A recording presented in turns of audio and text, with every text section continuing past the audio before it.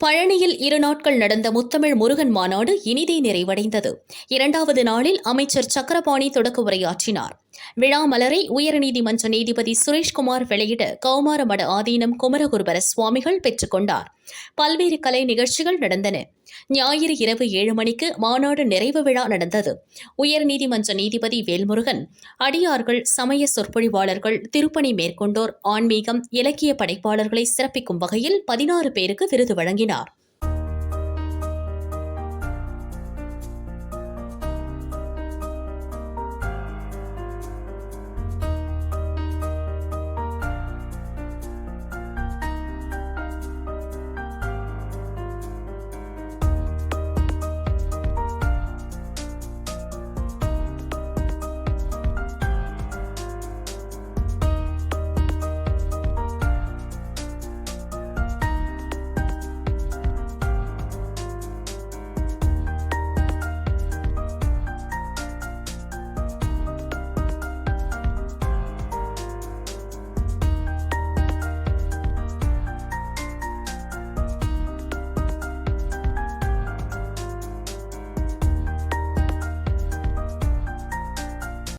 முத்தமிழ் முருகன் மாநாடு நினைவாக பழனியில் வேல் நிறுவுதல், பழனி கோவிலுக்கு தைப்பூசம், பங்குனி உத்திர திருவிழா காலங்களில் பாத யாத்திரையாக வரும் பக்தர்களுக்கான அன்னதானம் திட்டத்தை விரிவுபடுத்துதல் உள்ளிட்ட 21 தீர்மானங்கள் நிறைவேற்றப்பட்டன.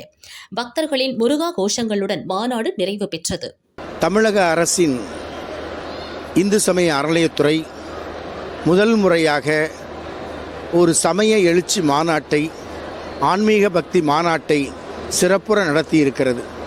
இதுவரை நிர்வாகப் பணிகளை மட்டுமே செய்து வந்த துறை சமயப்பணியையும் செய்வதற்கு முதல் முன்மாதிரியாக இந்த மாநாடு வழிகாட்டியிருக்கிறது. இதற்காக ஒப்புதல் அளித்து தமிழக அரசு செயல்படுவதற்கு, அறநிலையத்துறை செயல்படுவதற்கு ஆணையிட்ட மாண்புமிகு முதல்வர் அவர்களுக்கும், அதை செயற்படுத்தி இரவு பகல் பாராது, இமைப்பொழுதும் துஞ்சாது ஓராண்டு காலம் அறநிலையத்துறை அமைச்சர், அவரது கீழ் உள்ள அலுவலர்கள், அனைத்து குருமகா சன்னிதானங்கள், சமயத்துறை வல்லுநர்கள் இணைந்து திட்டமிட்டு நடத்திய மாநாடு இது. சமயத்துறைக்கு எழுச்சியை ஏற்படுத்தி இருக்கிறது. அதற்காக நாம் நன்றி தெரிவிக்க கடமைப்பட்டிருக்கிறோம். பக்தர்கள் அனைவருக்கும் முருகனின் ராஜ அலங்கார படம், திருநீரு, குங்குமம், 200 கிராம் பஞ்சாமிர்தம், கந்தசஷ்டி புத்தகம், லட்டு, முறுக்கு என 10 பொருட்கள் அடங்கிய பிரசாத பைகள் வழங்கப்பட்டன.